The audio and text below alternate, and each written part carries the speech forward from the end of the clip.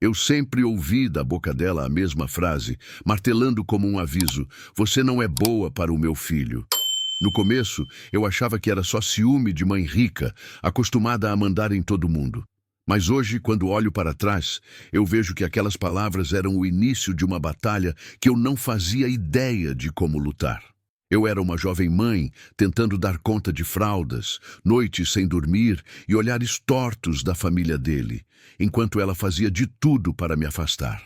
A sogra perfeita para a sociedade, a senhora da empresa da família, respeitada na igreja, admirada na cidade. Mas dentro de casa, eu sabia exatamente o que os outros não viam. O que ninguém imagina é que um dia tudo virou de cabeça para baixo. O filho que ela tentou tirar de mim, aquele menino que eu carreguei sozinha quando todo mundo virou as costas, simplesmente sumiu. Não deixou bilhete, não atendeu o telefone, não deu sinal nenhum. A casa grande virou um deserto de passos apressados, gritos contidos e medo mascarado de preocupação. De repente, aquela mulher que jurava que eu não prestava apareceu na porta da minha casa com o rosto que eu nunca tinha visto antes, inchado, cansado, desesperado. E foi ali, naquele batente simples de madeira, bem diferente da porta de vidro da mansão dela, que eu entendi uma coisa. Ela precisava de mim. Não era de advogados, nem de médicos, nem de dinheiro. Era de mim, da mulher que ela passou anos tentando destruir. Porque no meio de toda aquela história de acusações, humilhações e afastamentos, existia um segredo que só eu carregava. Um segredo que podia limpar o nome da família diante de todo mundo, mas que também podia abrir feridas antigas que eu passei anos tentando cicatrizar. E no dia em que ele sumiu, eu percebi: ou eu enfrentava o passado, ou ia perder de vez a chance de abraçar o meu próprio filho. Eu me chamo Mariana, e quando tudo começou, eu tinha apenas 22 anos, um diploma de ensino médio dobrado dentro de uma gaveta e um uniforme de atendente de padaria manchado de café. Enquanto eu contava moedas para pegar 2 ônibus até o trabalho, o Daniel, filho único da dona Marta, atravessava a cidade dentro de um carro com ar-condicionado e vidro escuro, indo para a faculdade de administração que a mãe tinha escolhido para ele. Eu conheci o Daniel de um jeito tão simples que até hoje acho curioso como algo tão grande começou com uma coisa tão pequena, um pão francês errado. Ele pediu 6, eu entendi 5, e ele voltou ao balcão com um sorriso meio tímido, dizendo que faltava 1. Eu fiquei sem graça, troquei, pedi desculpa, e ele respondeu brincando que se todo erro viesse cheirando a pão quentinho, ele nem reclamaria. Ele poderia ter passado reto pela minha vida, mas não passou. Depois daquele dia, ele começou a aparecer na padaria mais vezes do que alguém realmente precisa de pão. Eu notava o perfume caro, o relógio brilhando no pulso, a camisa passada com capricho, e o jeito dele de falar comigo, como se eu fosse a única pessoa acordada na cidade. Eu, que sempre me achei comum demais, comecei a sentir que alguém estava realmente me enxergando pela primeira vez. Um dia de chuva forte, ele me ofereceu carona até mais perto de casa. Eu entrei no carro toda encolhida, morrendo de vergonha do meu tênis encharcado, e no meio do caminho o celular dele tocou. O viva-voz ligou sozinho, e eu ouvi a voz da dona Marta pela primeira vez. Firme, fria, cheia de pressa, cobrando horários, reuniões, resultados. Ele mentiu para ela, disse que estava saindo da faculdade, não da padaria. Naquele instante, eu entendi que, na vida dele, eu já começava como um segredo. Com o tempo, o que era carona virou conversa longa, mensagem no celular, ligação de boa noite. Eu me apaixonei pelo jeito como ele falava dos sonhos, mas também pelo jeito como reclamava de ser mandado o tempo todo. Minha mãe já decidiu até onde eu vou ser enterrado, ele dizia, rindo sem graça. Eu ouvia, acolhia, sem imaginar que aquela mulher que o sufocava um dia ia tentar me sufocar também. Quando eu descobri que estava grávida, não foi cena de filme. Não teve trilha sonora, nem choro arrumadinho. Foi eu, sentada na privada do banheiro apertado de casa, com o teste tremendo tanto na minha mão, que eu mal enxergava as duas linhas. Minha mãe, Dona Neide, bateu na porta perguntando se eu estava passando mal. Eu demorei alguns segundos para abrir, porque sabia que, a partir daquele momento, nada ia ser simples de novo. Quando contei para o Daniel, ele ficou branco, passou a mão no cabelo umas 10 vezes, andou pelo quarto como se estivesse contando os passos. Mas ele não fugiu. Sentou na beira da cama, segurou minhas mãos e disse que ia ser pai, que a gente ia dar um jeito, que tudo ia se encaixar. Por alguns dias eu acreditei nessa ideia. Ia ser difícil, mas possível. Eu só não tinha colocado na conta o peso da opinião da mãe dele. O problema não era o Daniel. O problema tinha nome, sobrenome e mais sobrenome. Marta Albuquerque de Souza, dona de uma grande rede de lojas de construção, patroa de muita gente, respeitada na igreja, admirada na cidade. Fui conhecê-la achando que ela gostaria de mim pelo menos como futura mãe do neto dela. Descobri, em menos de 5 minutos, que na cabeça dela eu era um erro que precisava ser apagado. Lembro do salão enorme da casa dela, o cheiro de flor cara no ar e o relógio de parede tic-tacando alto demais. Ela não me ofereceu nenhum copo d'água.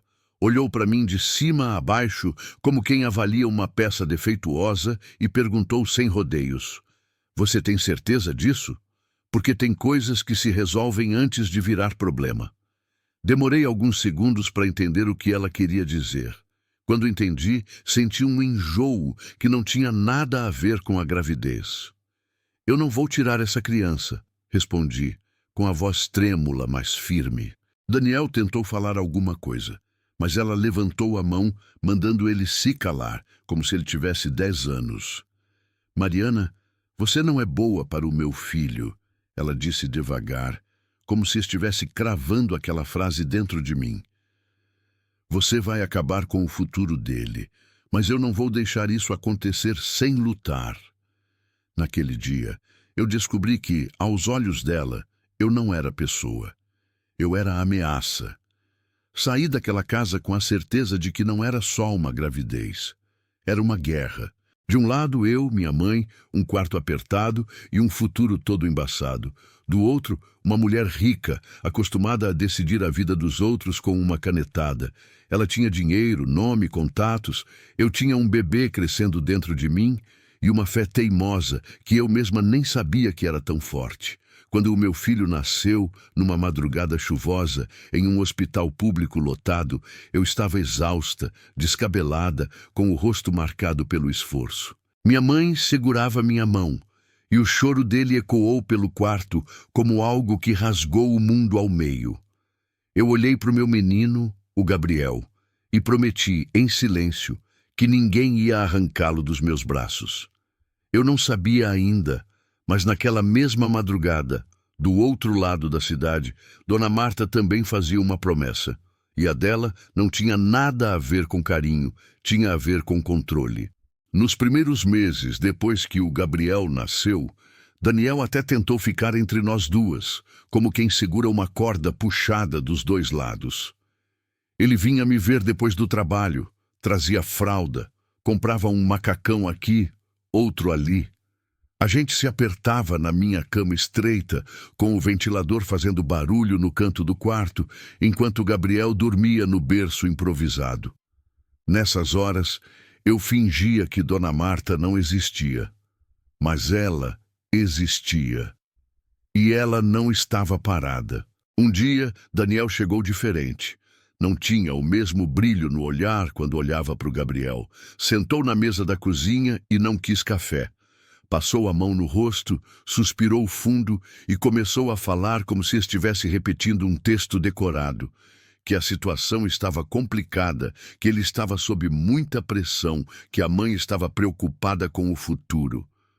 Quando ele usou essa frase, eu soube que não era ele.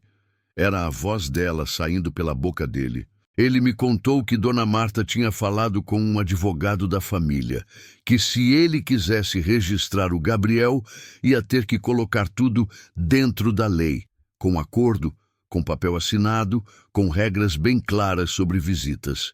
Eu ouvi aquilo e senti como se alguém tivesse colocado grades invisíveis ao redor do meu filho. Até ali, eu acreditava que ser pai era amar, cuidar, estar presente. De repente, ser pai virou algo que precisava de assinatura e carimbo, e tudo isso passava pela mesa da mulher que dizia que eu não servia. Alguns dias depois, recebi a visita que mudou a forma como eu via aquela família. Dona Marta chegou na minha casa sem avisar, entrando como se o chão fosse dela. Olhou em volta, franzindo o nariz para as paredes descascadas, para o sofá velho da minha mãe. Sentou sem pedir licença e colocou uma pasta sobre a mesa. Mariana, eu vim te oferecer uma oportunidade de fazer o certo, ela disse, cruzando as pernas com calma. Quando alguém fala em fazer o certo com esse tom, geralmente é porque já decidiu que você está errada. Ela abriu a pasta e me mostrou um documento. Era um acordo. Eu receberia uma quantia em dinheiro para me estabilizar, como ela dizia, em troca de abrir mão de qualquer reivindicação futura sobre o sobrenome da família para mim e para o Gabriel. Ele seria registrado, teria pensão, mas cresceria longe daquele mundo, longe do convívio perto. É melhor para todo mundo, ela falava, com uma tranquilidade assustadora. Você é jovem, bonita, pode reconstruir sua vida. Meu filho tem um futuro muito maior pela frente. Eu senti um nó na garganta. A senhora quer comprar meu filho? Perguntei com a voz falhando. Ela riu, mas não foi uma risada feliz. Foi uma risada de quem se acha acima de qualquer limite. Não seja dramática, Mariana. Eu só quero garantir que meu filho não fique preso a uma história que começou errado. Naquele dia, pela primeira vez, eu senti raiva de verdade. Raiva que queimava, que fazia o corpo tremer. Eu fechei a pasta e empurrei de volta. Disse que não ia assinar nada, que Gabriel não estava à venda. Depois disso, as coisas pioraram de um jeito que eu não imaginei. Daniel começou a faltar. As visitas ficaram menos frequentes. Quando vinha, estava sempre com pressa olhando o celular, respondendo mensagem da mãe. Eu pegava o Gabriel no colo e tentava colocar na mão do pai, mas ele parecia não saber o que fazer. Tá difícil lá em casa, ele dizia. Minha mãe tá dizendo que você quer se aproveitar. Não era só difícil, era covarde, mas eu ainda o amava e era isso que mais doía. O golpe veio alguns meses depois, na forma de uma intimação. Um papel dobrado, trazido por um senhor com cara cansada. Daniel, com o apoio da mãe, tinha entrado com um pedido de regulamentação de visitas e guarda. No papel, eu era descrita como uma moça sem estrutura financeira, emocional e familiar suficiente. Quando eu li aquilo, foi como se eu estivesse lendo sobre uma estranha. A forma como me descreviam ali, eu mesma não me reconhecia, mas era assim que eles queriam que o mundo me visse. No dia da audiência, eu sentei em um banco de madeira frio, com as mãos suando e o coração disparado. Dona Marta entrou no fórum com roupa elegante, cabelo impecável e um rosário enrolado na mão, como se estivesse fazendo tudo aquilo em nome de Deus. Atrás dela, vinha um advogado sério, com uma pasta igual à que ela tinha levado na minha casa. Daniel entrou por último, sem coragem de me olhar nos olhos. Eu quis correr dali, mas pensei no Gabriel. E fiquei. Lá dentro, ouvi Dona Marta falar de mim como se eu fosse um perigo. Disse que estava preocupada com o ambiente em que o neto estava sendo criado, insinuou que minha mãe bebia mais do que devia, que nossa casa era apertada e barulhenta demais para uma criança. Falou da padaria como se fosse um submundo. Enquanto isso, o advogado reforçava cada palavra com termos bonitos. Eu me defendi como pude, com a voz embargada, falando de amor, de cuidado, da minha fé em Deus, para me manter de pé. Mas amor não tem firma reconhecida, e naquela sala parecia que só o carimbo valia. No fim, a juíza decidiu que Gabriel ficaria comigo, mas com um regime de visitas estabelecido e direito de convivência ampliado com o pai e a família paterna. Para mim, isso significava mais uma porta aberta para Dona Marta entrar e opinar. Ela saiu da sala satisfeita, como quem tinha ganho um jogo. Eu saí segurando o choro, com a sensação de ter sido espremida entre leis que não olhavam para minha alma, só para o meu bolso vazio. Naquela noite, deitei na cama ao lado do berço do Gabriel e chorei em silêncio, para ele não ouvir. Eu olhava aquele rostinho tranquilo e pensava em como um ser tão pequeno podia estar no centro de tanta disputa. Meu Deus, me ajuda a ser forte, eu sussurrei. Eu não sei brigar como eles brigam. Eu não tenho as armas que eles têm. Mas o Senhor sabe que eu só quero cuidar do meu filho.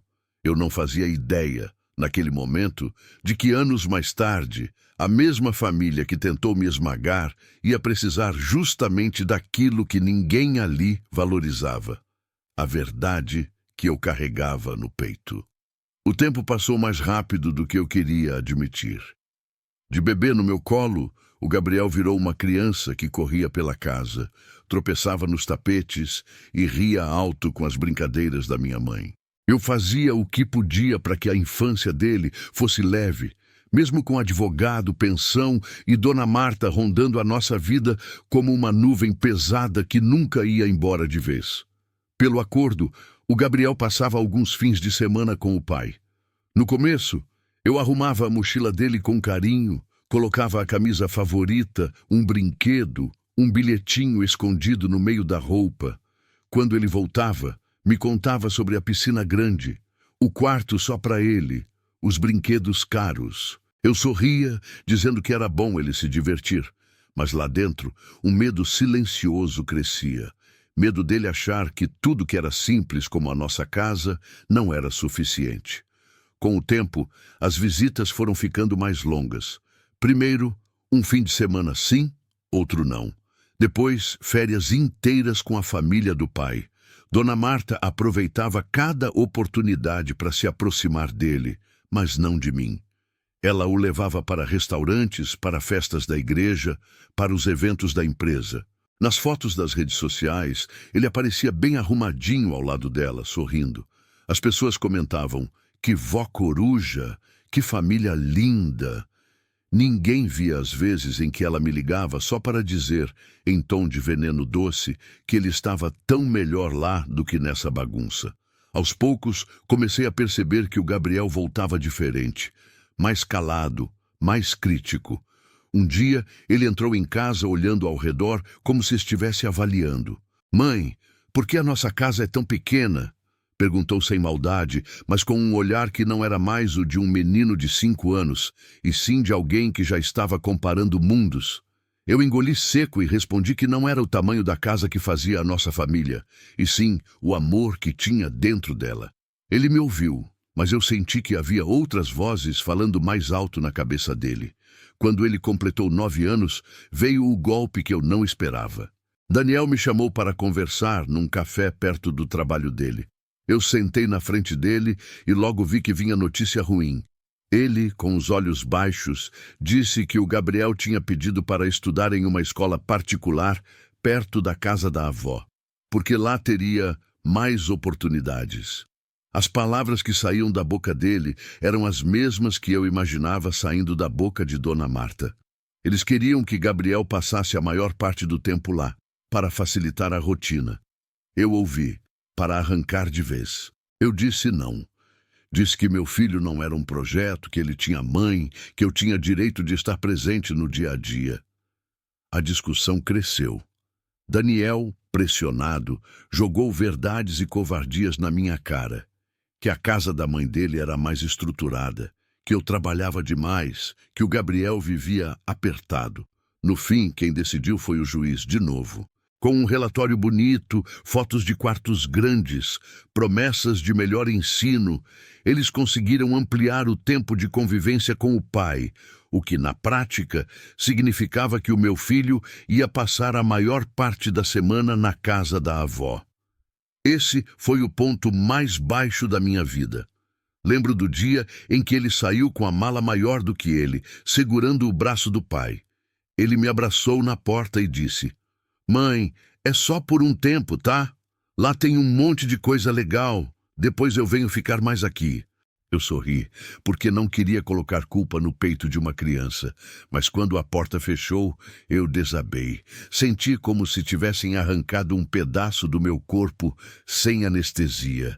Minha mãe me segurou, dizendo que Deus estava vendo tudo, que Ele não abandona a mãe que chora pelo filho.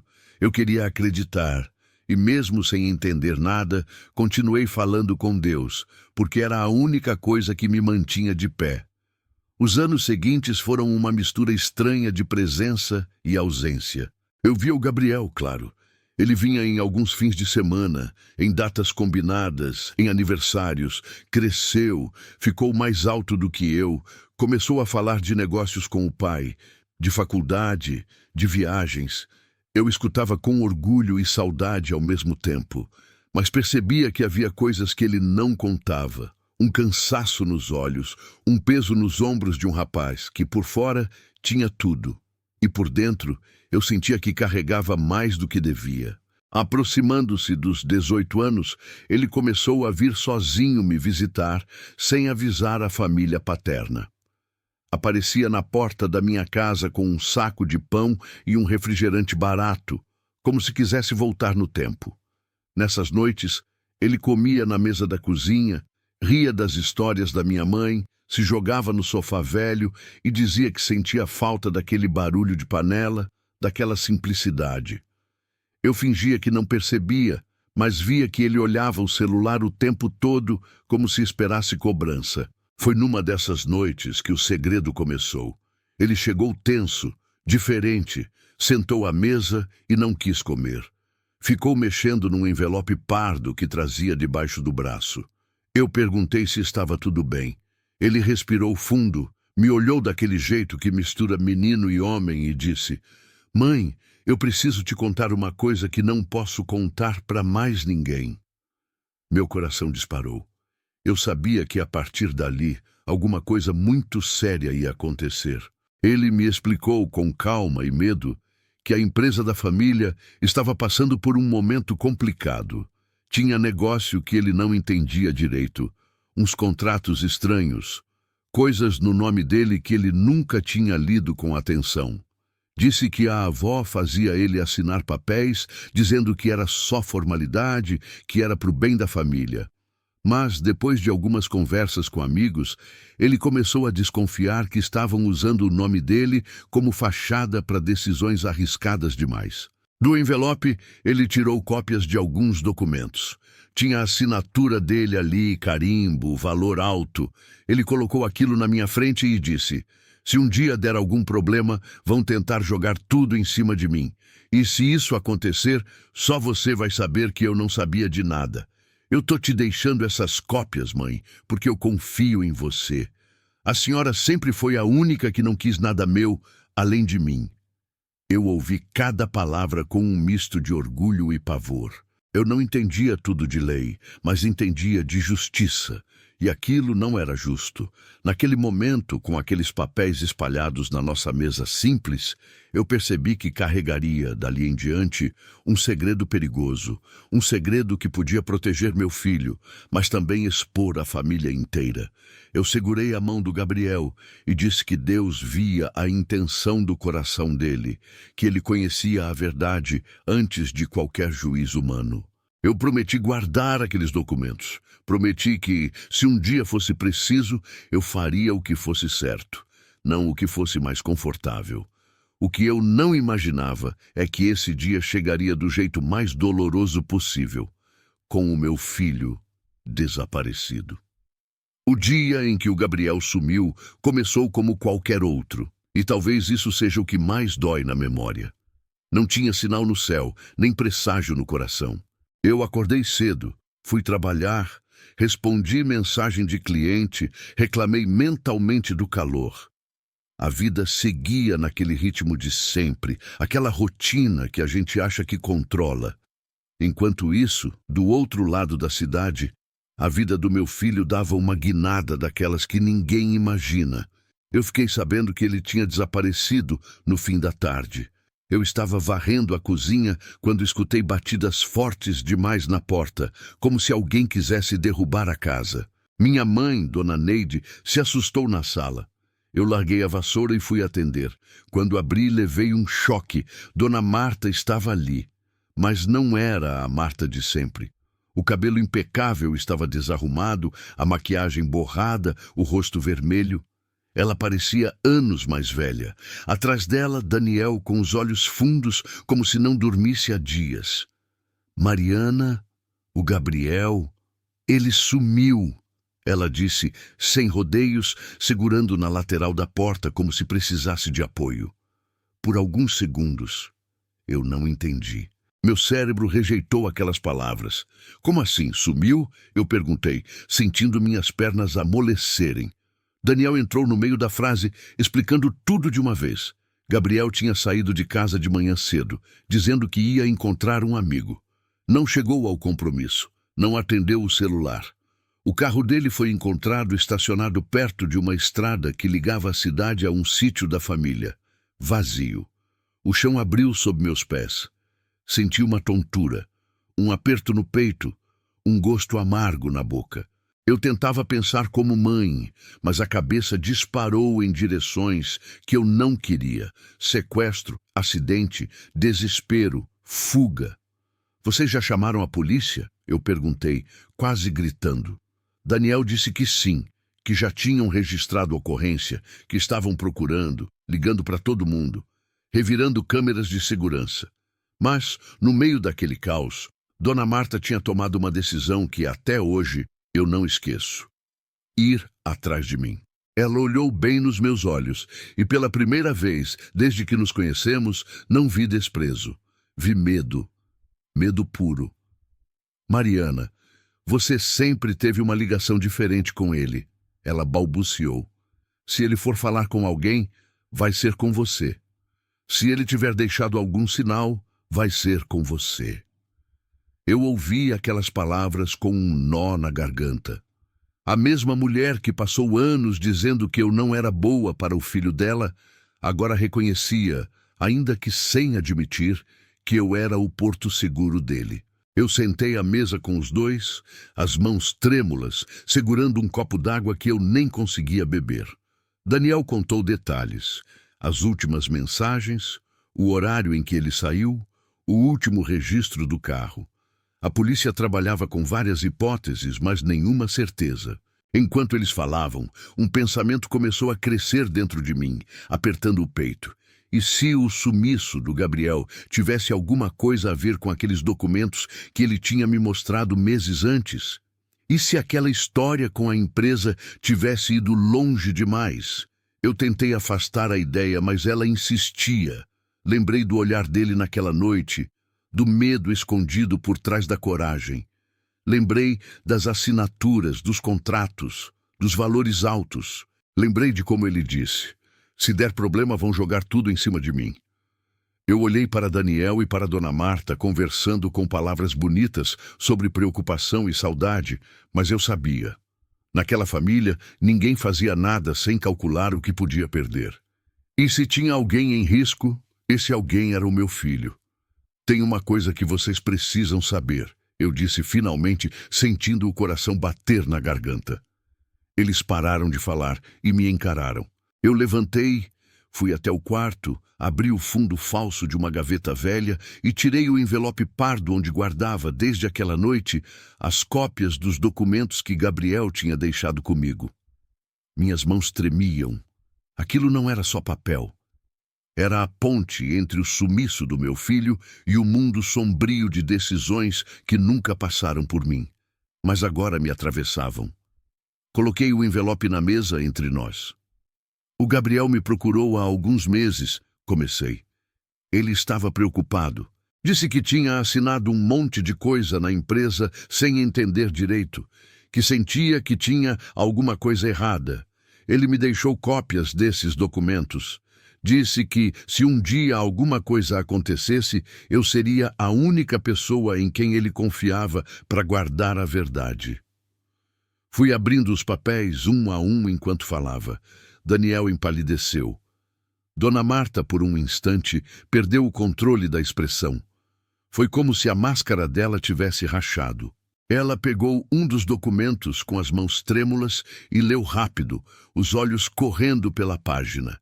Eu vi o momento em que a realidade a acertou. O poder que ela sempre teve começou a escorregar pelos dedos. Ali, na mesa simples da minha cozinha, a dona da rede de lojas, a mulher que nunca admitia falha, encarava por escrito o risco em que tinha colocado o próprio neto. Ela tentou se justificar, dizendo que era tudo estratégia de negócio, que o nome do Gabriel era só formalidade, que nada daquilo era tão grave assim. Mas o medo na voz dela denunciava outra coisa. Se isso vier à tona, vão atrás dele primeiro, eu disse, sentindo uma revolta antiga misturada ao pavor de mãe. Vocês colocaram um rapaz de 20 e poucos anos no meio de uma coisa que ele não entendia totalmente. E agora ele some desse jeito? Vocês têm certeza que é só um desaparecimento comum? As perguntas ficaram no ar, pesadas. Daniel passou a mão no rosto, como se estivesse acordando de um transe. Mãe, o que a senhora fez? Ele sussurrou. E pela primeira vez, eu vi Dona Marta sem resposta. O telefone tocou, quebrando o silêncio. Era um policial, informando que ainda não havia pistas novas sobre o paradeiro do Gabriel. Eu ouvi a conversa de longe, o som das palavras embolando, buscas, estrada, testemunhas, sem imagens claras. Enquanto isso, eu olhava para os documentos espalhados e pensava que, se o sumiço dele tivesse qualquer ligação com aquilo, não adiantaria só procurar por carro em estrada. A verdade precisava ser encarada, mesmo que destruísse a imagem perfeita daquela família diante da cidade. Naquela noite, depois que eles foram embora, levando cópias dos papéis para o advogado, a casa ficou silenciosa demais. Eu me ajoelhei ao lado da cama, como minha mãe fazia quando as contas não fechavam, e chorei como não chorava desde o dia em que vi o Gabriel sair com a mala pela porta. Deus, o Senhor sabe de tudo, eu sussurrei. Se meu filho está em perigo por causa de escolhas que não foram dele, me mostra o que eu tenho que fazer. Me dá coragem para falar o que precisa ser dito, mesmo que doa, mesmo que ninguém queira ouvir. Eu não sabia ainda, mas aquele pedido seria atendido de um jeito que mudaria não só a minha história, mas a história da família inteira. Os dias seguintes foram um borrão. Eu ia da delegacia para casa, de casa para a empresa da família, da empresa para a igreja. A cidade começou a comentar. As fofocas corriam mais rápido do que as notícias verdadeiras. Filho do empresário desaparece, diziam. Na maioria das conversas, Gabriel era só o herdeiro. Para mim, ele continuava sendo o menino que um dia segurou meu dedo com toda a mão. Enquanto isso, o envelope com os documentos parecia pesar mais do que uma mala cheia de pedra. Um delegado mais experiente pediu para me ouvir de novo. Dessa vez, eu levei tudo. Contei detalhadamente sobre a noite em que Gabriel apareceu com medo, sobre as assinaturas, sobre a desconfiança dele em relação à empresa. O homem me ouviu com atenção, fez perguntas calmas, pediu para ficar com os papéis. Quando ele viu o nome de um dos sócios que aparecia em quase todos os contratos suspeitos, o olhar dele mudou. Esse aqui já é conhecido da casa, ele murmurou. Ali, eu tive certeza. O sumiço do meu filho tinha sim ligação com algo muito maior. As investigações tomaram outro rumo. Em vez de procurar só por um jovem que sumiu sem motivo, começaram a olhar para quem teria interesse em calar a única pessoa da família que desconfiava de coisa errada. Alguns dias depois, a polícia recebeu uma denúncia anônima sobre movimentação estranha perto de um galpão antigo, numa estrada de terra que saía justamente daquela região onde o carro do Gabriel tinha sido encontrado. Quando o delegado me ligou e disse que iam verificar, meu coração disparou de um jeito que eu achei que não ia aguentar. Eu não fui até o galpão. Fiquei em casa, de joelhos no chão da sala, com a dona Neide segurando minha mão e um terço antigo enrolado nos dedos dela. A cada barulho de moto ou carro na rua, eu levantava a cabeça achando que era notícia. Até que o telefone tocou. O tempo entre o toque e o alô pareceu uma eternidade. Do outro lado da linha, o delegado respirou fundo e disse a frase que eu jamais vou esquecer. Mãe do Gabriel, a senhora pode agradecer a Deus. Ele está vivo. Eles encontraram meu filho amarrado, exausto, desidratado, mas consciente. O tal sócio da família, com medo de ser exposto, tinha mandado 2 homens assustarem o Gabriel, pressionar para ele ficar quieto. Perdeu o controle da situação. O plano deu errado quando a polícia chegou mais cedo do que ele imaginava. Gabriel foi levado para o hospital e eu fui chamada para ir até lá. Lembro do corredor cheirando a remédio, da luz branca demais, do barulho distante de passos e vozes. Quando entrei no quarto e vi o Gabriel deitado na cama, com o soro no braço e alguns roxos espalhados pelo corpo, senti uma mistura de dor e alívio tão forte que minhas pernas quase não me sustentaram. Ele me viu, sorriu fraco e abriu os braços. Eu me aproximei devagar, segurei o rosto dele com as 2 mãos e beijei sua testa. Mãe, eu sabia que a senhora ia guardar tudo direitinho, ele sussurrou. Eu sabia que se alguém fosse fazer o certo, ia ser a senhora. Naquele momento, eu entendi que, de alguma forma, aquele segredo que ele me confiou tinha sido a ponte entre o perigo e a salvação. Algumas horas depois, Dona Marta apareceu no quarto, mas ali não estava a empresária poderosa. Estava só uma avó destruída, uma mãe quebrada. Os olhos dela estavam vermelhos, o corpo curvado. Ela se aproximou da cama, tocou de leve o braço do Gabriel e chorou de um jeito que eu nunca tinha visto. Depois se virou para mim e, pela primeira vez em todos aqueles anos, abaixou a cabeça na minha frente. Mariana, me perdoa, ela disse, a voz falhando. Eu achei que estava protegendo o meu filho, a minha família. No fim, fui eu que empurrei todo mundo pro abismo. Eu fiquei em silêncio por alguns segundos. Dentro de mim, uma parte queria jogar tudo na cara dela. As humilhações, as palavras duras, as audiências, as noites em claro. Eu poderia ter apontado o dedo, dito que ela merecia cada lágrima. Mas, enquanto ela esperava a minha resposta, eu lembrei de quantas vezes eu mesma fui perdoada por erros que só Deus e eu sabíamos. Lembrei da cruz que eu via todo domingo na igreja simples lá do bairro. Lembrei de Jesus dizendo que o perdão não é sobre sentir que a outra pessoa merece, é sobre decidir não carregar mais o peso. Eu te perdoo, Dona Marta, eu respondi com a voz firme, mas o coração tremendo.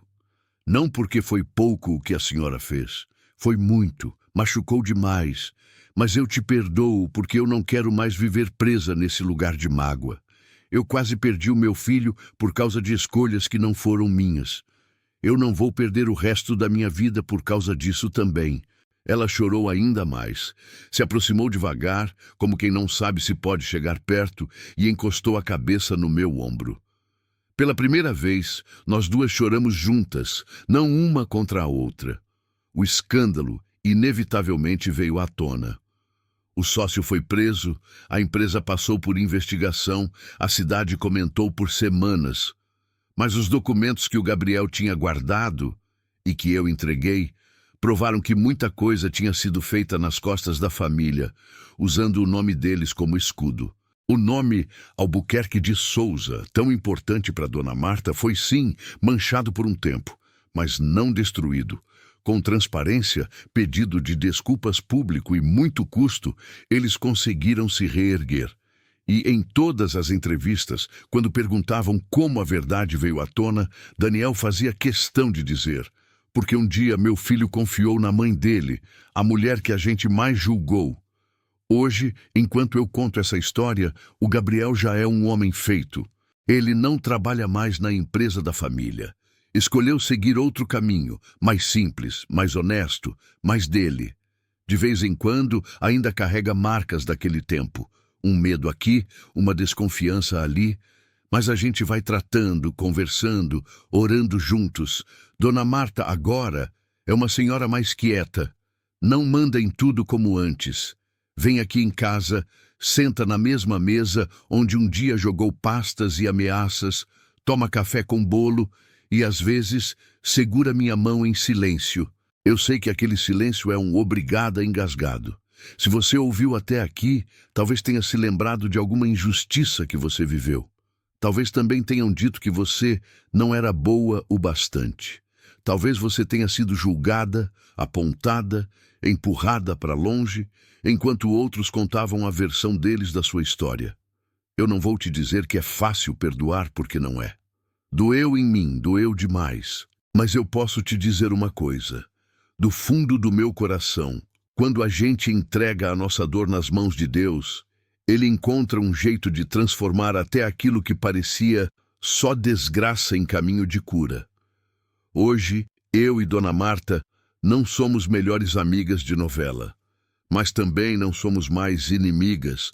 Somos duas mulheres que erraram, sofreram e que, de jeitos diferentes, foram alcançadas pela mesma graça. Eu escolhi perdoar. Ela escolheu se arrepender.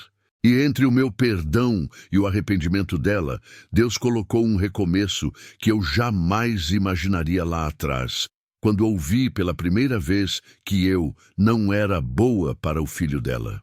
Se essa história tocou seu coração, te convido a deixar o like e se inscrever no canal.